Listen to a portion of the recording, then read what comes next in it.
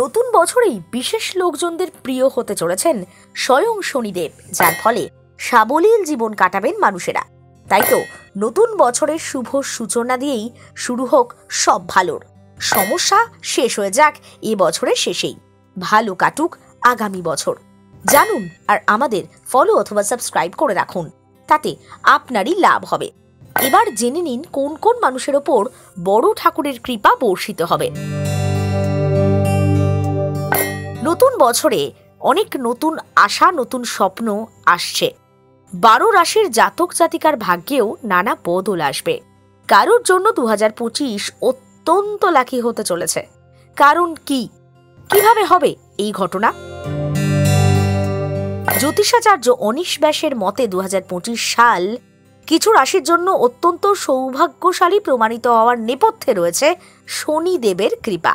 জ্যোতিষাচার্য বলছেন 2025 সালে কয়েকটি রাশির ওপর ন্যায় ও কর্মের প্রধান শনি মহারাজের কৃপা দৃষ্টি বর্ষিত হবে। আপাতত শনি দেবতা কুম্ভ রাশিতে রয়েছেন। আগামী বছর তার গোচর হবে মীন রাশিতে। পরবর্তী 2.5 বছর বৃহস্পতিতে বিরাজমান হবেন। নতুন বছরের 29 মার্চ কুম্ভ রাশি থেকে মীন রাশিতে গোচর করবেন শনিদেব। এর ফলে মকর রাশি শনির 7.5 থেকে মুক্ত হবে। মকর রাশির মতো আরও কিছু রাশির শনির গোচরে লাভ মিলবে, কেটে যাবে সমস্যা। দেখে নেওয়া যাক শনি গোচরের ফলে 2025-এ কোন কোন রাশির লাভ হতে চলেছে। কর্কট। বৃহস্পতির রাশি মিনে শনিদেবের গোচর কর্কট রাশির জন্য শুভ। কর্কটে আপাতত চলছে শনির ধাইয়া। শনি মীন রাশিতে প্রবেশ করলে ধাইয়ার প্রভাব কর্কটের ওপর থেকে কেটে যাবে। খুশিতে ভরবে 2025। মকর রাশি। মকর রাশিতে আপাতত শনিদেবের 7.5 রয়েছে। নতুন বছরের 29 মার্চ যখনই শনিদেব মীন রাশিতে বিরাজমান হবেন, তখনই মকরের 7.5 শেষ হয়ে যাবে। অর্থাৎ এতদিন ধরে যে কাজ আটকে রয়েছে সেটা এবার সহজেই হয়ে যাবে। অস্থির সময়ে স্থিতাবস্থা ফিরবে। বৃশ্চিক রাশি। এই রাশির জাতক জাতিকাদেরও শনির ধাইয়া থেকে 2025 সালে মুক্তি মেলার সম্ভাবনা রয়েছে। এই যে 2.5 বছর ধরে জীবনে এত কষ্ট, উথাল পাতাল অবস্থা, চাঞ্চল্য, কষ্ট থেকে মুক্তি মিলবে এবার। অন্তত নতুন বছরে সেই সম্ভাবনার কথাই বারে বারে মনে করা হচ্ছে।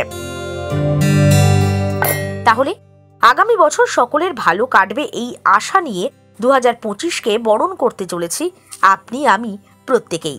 গ্রহের বিচরণ, এদিক ওদিক গোচর আমাদের নিজের হাতে নেই, কিন্তু ভালো কর্ম আর ভালো থাকার ইচ্ছে অবশ্যই রয়েছে।